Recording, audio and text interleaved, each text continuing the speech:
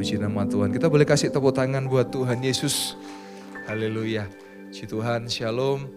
Selamat pagi bagi yang hadir dan selamat pagi juga bagi yang menyaksikan melalui tayangan live streaming. Dan saya mengucapkan selamat tahun baru Raya Imlek. Saya baru saja tiba dari Surabaya, saudara, jam 12 karena saya ikut acara dengan keluarga mertua, dengan istri dan anak saya. Puji Tuhan, saudara. Mari sama-sama kita langsung belajar firman Tuhan pada pagi hari ini.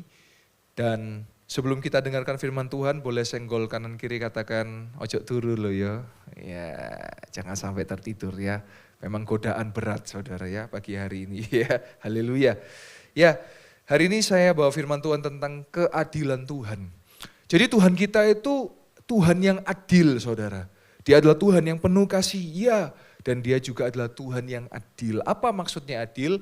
Mari sama-sama kita melihat di ayat kesukaan kita semua. Ayat terakhir ya, 3 ayat. Ulangan 7, ayat yang ke-9 sampai yang ke-11. Firman Tuhan berkata demikian. Sebab itu haruslah kau ketahui bahwa Tuhan Allahmu, dialah Allah yang setia, katakan setia. Yang memegang perjanjian dan kasih setianya terhadap orang yang kasih kepadanya dan berpegang pada perintahnya sampai kepada beribu-ribu keturunan. Ayat yang ke-10.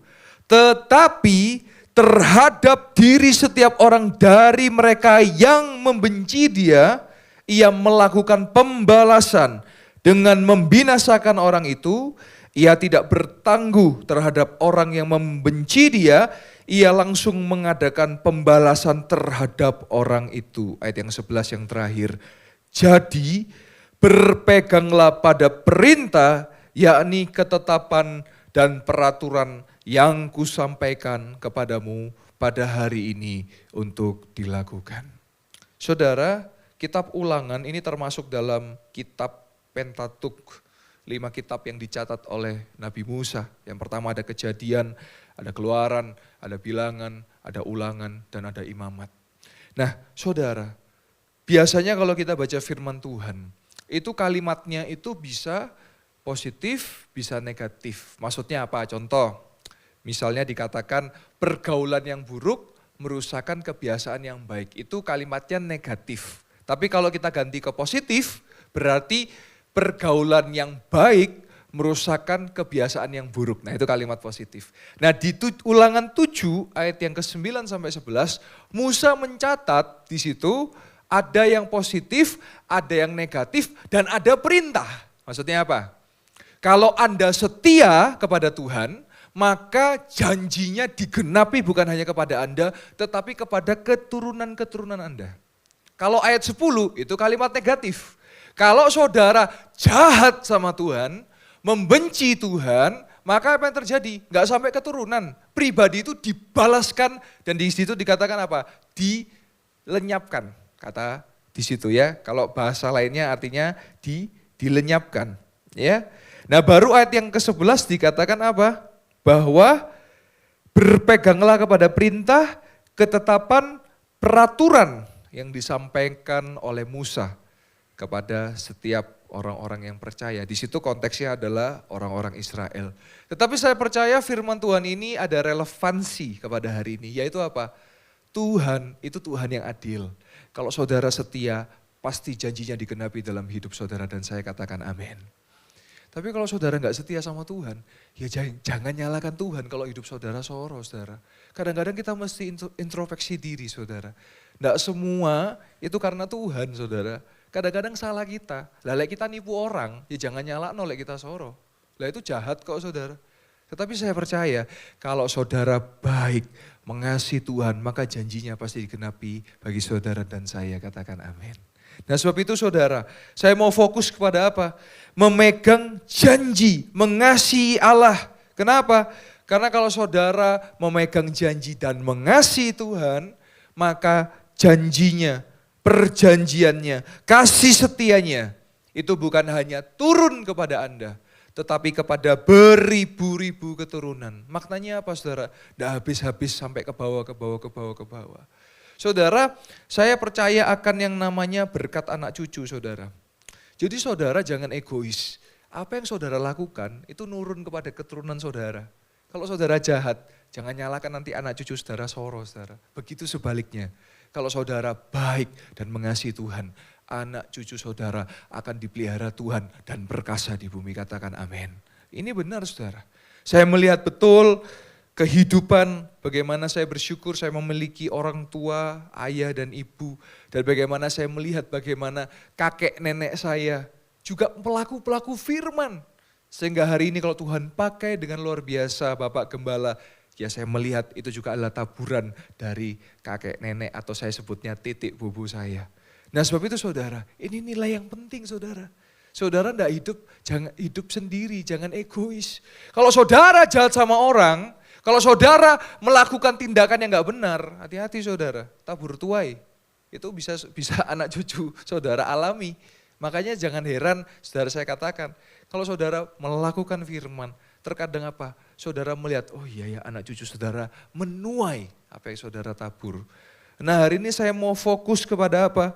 Tuhan itu adil saudara. Kalau saudara mengasihi Tuhan, maka janjinya akan digenapi.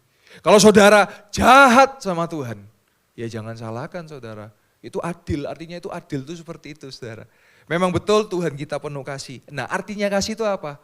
Kalau orang benar, maka janji digenapi. Kalau orang jahat, ya menerima ganjarannya. Seperti itu saudara. Maka dari itu jangan kita jadi orang yang jahat saudara. Mari kita jadi orang yang baik. Ada satu nilai yang ditanamkan oleh titik saya belum pernah berjumpa dengan titik saya, tetapi ayah saya sering bercerita tentang nilai-nilai yang diberikan oleh titik saya. Itu apa? Kalau dunia 1000 kebaikan dengan 1 kesalahan, yang diingat 1 kesalahan itu. Padahal ada 1000 kebaikan. Ya, tapi kalau titik saya ngajarkan apa? Kalau ada 1000 kejahatan, tapi ada 1 kebaikan, ingatlah selalu 1 kebaikan. Wah, saya melihat itu nilai Kristus saudara. Terus apalagi saudara, dari bobo saya. Dulu cerita dari ayah saya, bobo saya kekurangan.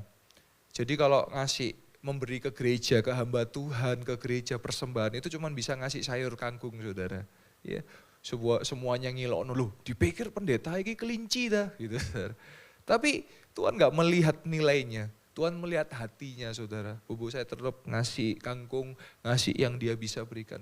Ya hari ini kalau kita menuai semua yang baik, kita menuai segalanya, ya itu taburan dari atas-atas saudara. Nah saudara, saya melihat ada yang muda-muda, Anda jangan egois, saudara mesti juga menabur yang nanti di mana anak cucu saudara. Itu juga akan menuai kebaikan daripada Tuhan. Loh Tuhan itu adil saudara, dia pasti adil. Kalau saudara benar, dia pasti mengenapi janjinya. Kalau saudara enggak benar, ya jangan salahkan kalau saudara enggak menerima janjinya. Karena janjinya pasti digenapi bagi mereka yang melakukan firman. Nah ini yang sering kali saya lihat ya, dalam kehidupan berjemaat ini. Misalnya konsultasi, konseling, saya cuma tanya, saudara sudah hidup benar belum? Belum Pak. Sudah baca firman belum? Belum Pak. Sudah melakukan firman? Belum Pak. Karena kalau belum baca firman pasti enggak melakukan firman. Ya jangan salahkan kalau saudara mengalami kesulitan saudara. Kesulitan enggak bicara materi ya saudara. Kita tidak selalu bicara mengarah kepada materi. Tapi kesulitan apa? Rasanya ini apa ya? Pergumulan mudah menyerah, mudah putus asa. Nah saya percaya bahwa kalau kita melakukan dan setia kepada Tuhan, maka janjinya akan digenapi. Arti kasih itu apa? Ya artinya bahwa kebenaran itu dinyatakan saudara. Kalau salah ya bertobat. Kalau benar ya tetaplah setia dan benar. Jadi ketika kita melakukan baik dan benar itu enggak bicara, kalau saya baik berarti masuk surga lebih cepat. Enggak saudara. Saudara ketika saudara percaya Yesus, saudara terima kehidupan kekal, saudara terima surga. Nah baik dan benar kelakuan kita itu yang nanti ya itu tabur tuai saudara. Saudara tabur yang baik, saudara menuai yang baik. Kalau saudara tabur yang buruk ya jangan salahkan kalau saudara juga menuai yang buruk. Nah seperti itu saudara. Nah sebab itu saya mau memberikan beberapa kesaksian yang selama beberapa minggu ini. Ya, saya percaya bahwa Dia Tuhan yang setia. Saudara, beberapa waktu yang lalu kita kedatangan ya seorang keluarga, sebuah keluarga atau satu keluarga yang datang jauh-jauh dari Kalimantan Tengah saudara. Datang ke Malang khusus minta didoakan untuk pelepasan saudara. Nah saudara, saya melihat dalam perjalanan saya melayani pelepasan dan pengusiran, memang tidak selalu ada manifestasi saudara. Memang tidak seharus ada ada sesuatu gerakan itu tidak harus. Tetapi saya melihat yang terpenting ada progresnya saudara. Ada perubahan dalam hidupnya saudara. Karena saya percaya juga dimanapun saya melangkah. Saudara, ketika saya melayani pelepasan dan pengusiran kemarin pun beberapa waktu juga dengan Pak Tri ya. Melayani di rumah jemaat juga. Kemarin saya juga melayani di rumah jemaat juga. Itu memang gak selalu harus ada hal-hal begitu ya. Tetapi saya percaya ketika kita datang dengan kuasa Tuhan, kita mau datang aja setan udah lari saudara, setan udah ngibrit. Kenapa? Karena kita bawa kuasa Tuhan. Nah saya seharian melayani orang ini, anak ini saudara, pemuda ini. Terus saya antar potong rambut, juga ngobrol-ngobrol. Ya puji Tuhan saudara, saya melihat dari awal yang diem aja, ya diajak omong bisa saudara. Sampai pulang dia lebih lancar ngomongnya. Dan saya ngomong kapan nanti saya akan main ke Kalimantan Tengah. Dan saya melihat, saya percaya mujizat terjadi dalam hidupnya. Dan kita boleh kasih tepuk tangan buat kemuliaan nama Tuhan. Dan saya percaya saudara, Tuhan itu adil. Tuhan itu melakukan, menggenapi janjinya. Terus apalagi saudara, kesaksian apalagi saudara.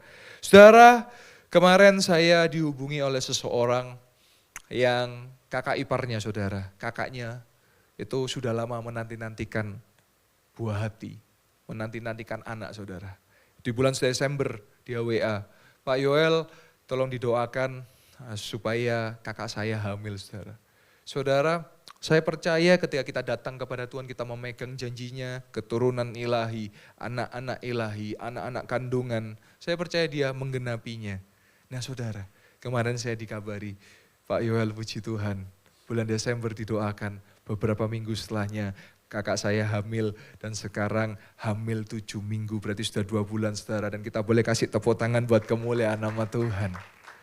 Jadi saudara, ketika saudara setia, dia adil, dia akan menggenapi janjinya. Nah ini penting ya bagi jemaat untuk mengerti. Jadi kalau seringkali kita jangan dikit-dikit nyalakan Tuhan saudara. Kadang-kadang salahnya kita nyalakan Tuhan. Tuhan mengapa saya dicobai? Loh ini ketara gak pernah baca Alkitab nih. Tuhan itu tidak pernah mencobai saudara. Yang mencobai siapa? Setan, iblis. Tuhan itu menguji. Kalau Tuhan itu memberikan ujian tapi Tuhan tidak pernah mencobai saudara. Nah ini kadang-kadang yang kita mesti belajar sama-sama. Kadang-kadang salahnya kita tapi nyalakan Tuhan. Contoh, misalnya kita sakit karena gaya hidup kita. Karena kita merokok misalnya. Kita minum. Terus kita sakit itu kira-kira salahnya Tuhan apa salah kita? Ya salah kita. Lah kalau gitu jangan nyalakan Tuhan saudara. Jadi ini yang membuat nanti kita itu dewasa, oh iya ya, Tuhan itu kasih kita kehendak bebas. Sehingga kita pakai hidup kita dengan sebaik mungkin. Jangan kita pakai untuk yang tidak benar. Karena kalau nanti kita menerima upah dari kelakuan kita yang tidak benar, jangan nyalakan Tuhan. Seringkali kita gitu, kemarin hari Kamis saya di talk show tentang jodoh. Kadang-kadang sudah dibilang, ya jangan pacaran dengan beda agama, dipaksa. Terus nanti nikah, dipaksakan, dicobakan, terus cerai. Ya ini rencana Tuhan kami cerai. Loh saudara, itu bukan rencana Tuhan saudara. Tuhan gak pernah setuju dengan perceraian. Lah terus kalau misalnya itu cerai kok itu rencana Tuhan? Saya pikir bukan saudara. Kalau itu berarti salahnya manusia. Tapi karena Tuhan baik, diberikan kesempatan untuk bertobat. Jadi kita gak bisa mudah menyimpulkan itu Tuhan gitu saudara. Ngerti maksud saya ya? Kalau itu salah kita, jangan nyalakan Tuhan. Misalnya kita dikasih Tuhan pekerjaan, terus kita kerjanya asal-asalan, masuk telat-telatan, terus nanti kita hidupnya susah, terus kita nyalakan Tuhan. Tuhan kenapa kau buat hidupku susah? Ya salah kita, kerja gak bener. Loh kan begitu saudara. Nah ini yang nanti membuat kita menjadi jemaat yang dewasa saudara. Menjadi jemaat yang apa? Kita ngerti, oh iya ya, kita dengan Tuhan, itu ada bagian yang kita harus kerjakan dan Tuhan melakukan bagiannya. Nah itu artinya adil saudara. Kalau saudara enggak benar ya, kalau saudara terima ganjarannya ya jangan nyalakan Tuhan toh. Seperti itu saudara. Jadi kita enggak bisa mendefinisikan dikit-dikit ya ini kan rencana Tuhan. Ya kita mesti kaji dulu saudara. Kita mesti lihat dulu saudara. Bagaimana sehingga kita mengerti bahwa oh iya ya ini salah saya. Ya saya harus bertobat begitu saudara ya. Ada kesaksian lagi saudara. Nah ini yang sebagai penutup saudara. Yang ditanamkan oleh ayah saya, oleh ibu saya, yaitu apa? Selalu baik menolong orang. Ya. Kapan lalu saya didatangi oleh seseorang saudara yang kasihan sekali. Dia ketipu partner bisnisnya saudara. Sampai ratusan juta utangnya. Dia datang, saya tahu orang ini tidak minta uang saudara. Karena kita bisa rasa ya, kadang-kadang orang datang dia butuh uang atau dia butuh kekuatan saudara. Nah saya tahu orang ini dia butuh kekuatan. Dia butuh didoakan saudara. Nah ketika saya ngobrol-ngobrol ya, karena dia dari satu kota, ya dari satu kota dan dia memang di Malang ini tidak bisa pulang ke kota itu karena tidak ada uang saudara. Nah saudara ketika ngobrol-ngobrol Tuhan menggerakkan hati saya saudara. Untuk apa yang saya punya saya tolong orang ini saudara.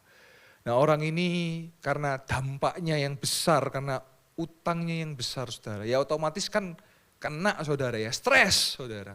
Sampai kurus, sampai pikirannya apa ya, kalut saudara. Dan saya tanya, kalau Anda mau pulang ke rumah Anda enggak yang di kota ini? Dia bilang, ya saya mau. Saya tanya, berapa biayanya? Saya tidak tahu kebetulan atau tidak kebetulan saudara, saya percaya itu rencana Tuhan. Dia ngomong begini, kalau berangkatnya transportasinya 125, karena saya bawa banyak barang 75, jadi 200.000. Saudara tahu, saya keluarkan amplop dari kantong saya yang saya siapkan dari rumah, tahu berapa saudara isinya? 200.000 saudara. Saya kasih ke orang itu, saya bilang, pulanglah saya bilang, bangkit. Terus dia tanya, Pak gimana ini? Saya ini kan utangnya sekian, saya punya di deposito sekian. Nah apa yang harus saya lakukan? Ya saya bilang, ya coba gini, mulai usaha begini, bagaimana? Terus dia, oh iya. Saya bilang, ayo bangkit, pasti bisa. Ya pasti, sama pasangan Anda saling berdoa, support. Jadi saudara, ya ini ya kadang-kadang saya tahu ada kritikan-kritikan dari umat yang biasanya kalau ketemu pendeta cuma didoakan aja gitu ya. Kadang-kadang saudara, saya pun belajar banyak dari Bapak Gembala, bukan hanya mendoakan, kadang-kadang kita juga ngasih apa ya, masukan, ngasih arahan supaya dia bisa mengerjakan apa dan sebagainya. Nah saudara, terus dia bilang, dia nangis saudara, ya saya juga hati saya tersentuh, saya enggak tega saudara, saya ikut juga menitikkan air mata, saya doa, akhirnya kemarin dia berkabar, Pak puji Tuhan saya sudah pulang ke kampung halaman saya mau bangkit, saya mau mulai usaha, saya percaya saya bisa lunasi utang-utang saya. Dan Tuhan gerakkan lagi saudara, jadi saya kasih 200, terus saya coba lihat di rekening saya puji Tuhan bersyukur saudara, punya istri yang juga enggak pelit saudara.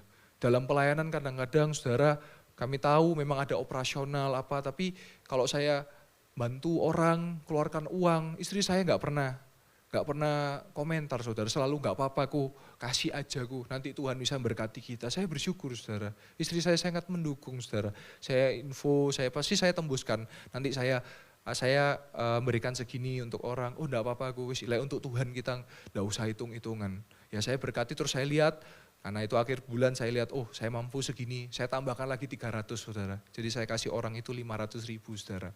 Dan saya bilang, wis buat makan, buat apa, aduh saya lihat kasihan, beberapa hari juga enggak mandi saudara. Ya inilah pelayanan saudara, mengasihi jiwa-jiwa saudara. Kita enggak cari keuntungan saudara, kita enggak cari orang saudara. Enggak cari uang saudara, kita cari orang, cari jiwa saudara. Saya tolong dia dan kemarin dia sampaikan, makasih Pak, saya berangkat pulang, saya bangkit nanti, saya bilang ya, saya tunggu nanti kesaksiannya. Ya, saya bilang tidak ada yang mustahil, kenapa? Wong ada jemaat kita loh saudara, ditinggali utang 2,4 miliar saudara. Masih muda umurnya, masih belasan tahun.